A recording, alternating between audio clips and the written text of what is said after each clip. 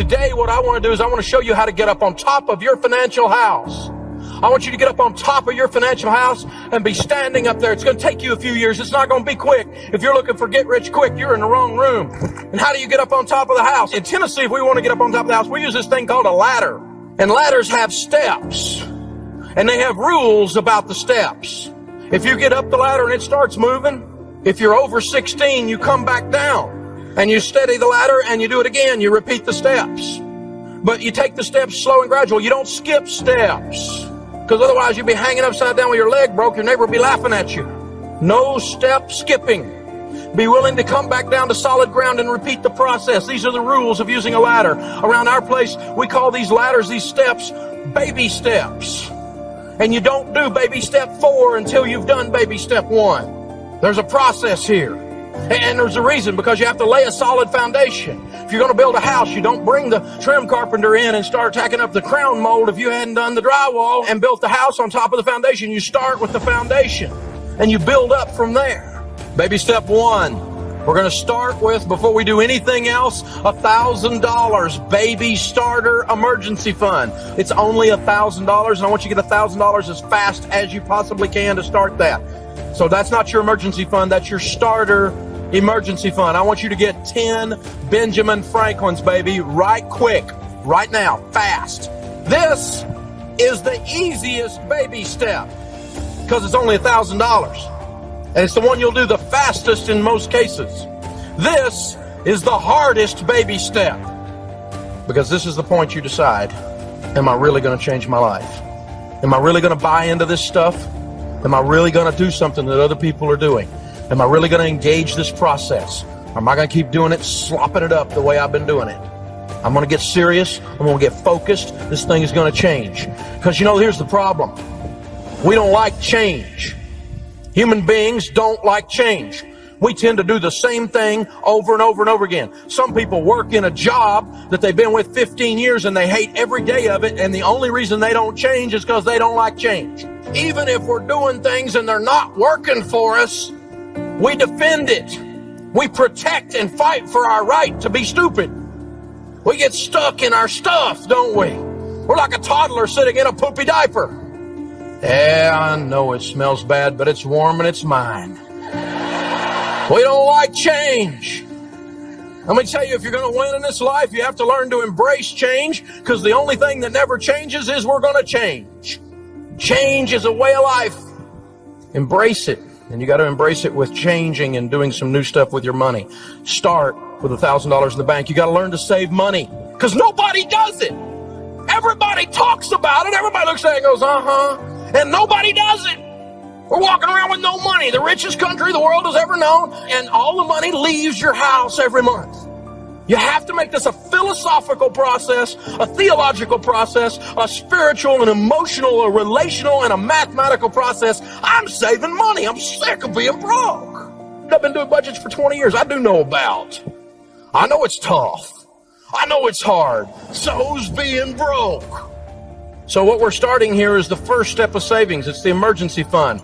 Grandma said to save for a rainy day. 78% of Americans, according to Money Magazine, are going to have a major negative financial event in any given 10-year period of time. You better be ready. It's coming. You need to be ready. You need to save money for emergencies. You're an emergency looking for a place to happen. If you hadn't been kicked in the knee to the tune of $5,000 to $7,000 in the last 3 or 4 years, you're overdue duck. Statistically, it's coming. Get ready. You need to build your emergency fund. Dave, you need to be positive. I'm positive. It's going to rain. Get you an emergency fund. That's how this stuff works. This $1,000, you don't even have to put this in the bank. You could just do like one lady did. She went down to Walmart and bought a 8x10 picture frame and put it in there and framed it and wrote under this, in case of emergency, break glass.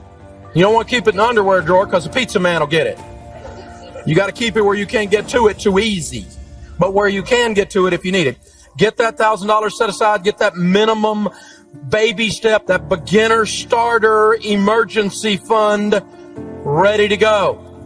Personal finance is 80% behavior. It's only 20% head knowledge. You've got to change what you're doing in order to get a different result. You can't keep doing the same thing over and over again and expect a different result. The 12-steppers call that the definition of insanity. Baby step 2, the debt snowball. Pay off all of your debt using the debt snowball except your home. We're going to list our debts, smallest to largest. We're going to pay minimum payments on everything but the little one, and we're going to attack the little one with the vengeance. When the payment is gone there, we're going to take that payment and any other money we can squeeze out of our budget in our life, and we're going to attack number 2. When number 2 is gone, we're going to take the payments from 1 and 2 and everything we can squeeze out of our life, we're going to attack number 3. And every time that snowball rolls over, it picks up more snow to where by the time you get to your largest debt except your home, which is typically a student loan or a car payment, isn't it? When you get to that student loan or car payment, the average family in America is paying between $1,500 and $2,000 a month in payments not associated with their home. Non-mortgage payments. When you start paying $1,500 or $2,000 a month on a $10,000 car loan or a student loan, that sucker's gone in just a few months. You getting the idea? We pay this off smallest to largest. Well, Dave, would it not be mathematically proper to pay off the highest interest rate first? Yes, it would. If we were doing math, we wouldn't have credit card debt. This is about behavior modification. When you go on a diet, it's a good idea to lose weight the first week. That way you will keep doing it, because it's too much work to not eat and to exercise. It makes you grouchy. It does me anyway. Oh, you too. I see. Okay. So, the deal is this. I got to see some results for my pain. You with me? And when I can knock off that little one and knock off that next one and knock off that next one, I'm getting that pump up thing going. I'm going, this is doable. My belief kicks in. My faith is built. My hope grows, and I get more and more and more and more intense as I go down the thing. That intensity, that focus causes this to happen. And I noticed that intensity and that focus and the intimacy of talk radio. As people are calling in, I got to where after years of doing this, I can kind of tell if they're going to be able to do it. I can hear it in their voice. I can hear it in the cadence of their speech and the words that they're using. I can discern what's happening. Not every time, but I started noticing that I can tell that one's going to make it and that one's not. Because they'll call up and they'll go like, Dave, I'm getting out of debt. It's not that extreme, but sometimes it is. But you get this thing coming up out of them. You can feel it. I've had it. Les Brown, the great motivator, says people change their lives when they have finally say, I've had a moment where I say, I've had it. I'm sick of this. That's when you change your life. You got to get to that point. You can wander into debt, but you can't wander out. You got to have this moment where you say, that's it. I'm tired of working my butt off and I don't have anything to show for it but an empty payment book. That's how this works. But I promise you, it works, baby. If you keep doing it, you get to chase the cheetah. So now, we don't have any payments but a house payment. We're at baby step 2. We're 18 to 24 months in. Does that feel pretty good? Now our next goal is we're totally with Gazelle Intensity going to continue to focus. With focused intensity, we're going to build up that $1,000 account until it reaches a fully funded emergency fund, which is 3 to 6 months of expenses. Emergency funds should be easy to access or liquid. Put them in a money market type account with your mutual fund company. Check writing privileges. It's not going to earn much interest.